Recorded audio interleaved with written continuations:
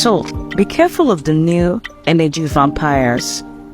Now, this is basically being addressed to the new waves of people that call themselves Dibias.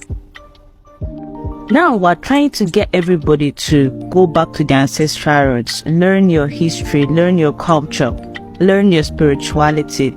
And while some people are making conscious efforts to fix what was broken, some people are making crazier efforts to destroy that which we're trying to build. A lady texted me yesterday and she was curious because a friend of hers had a spiritual work done for her, and the Dibia called her and told her that for the work to be successful, she has to sleep with him. The lady texted me to ask if it's the ancestral way of performing these rites and rituals. And I blatantly told her to run. These are energy vampires. Now, most times, they have seen within you something special, something glorious. And they know that if they don't mess with you, that you'll probably outshine them.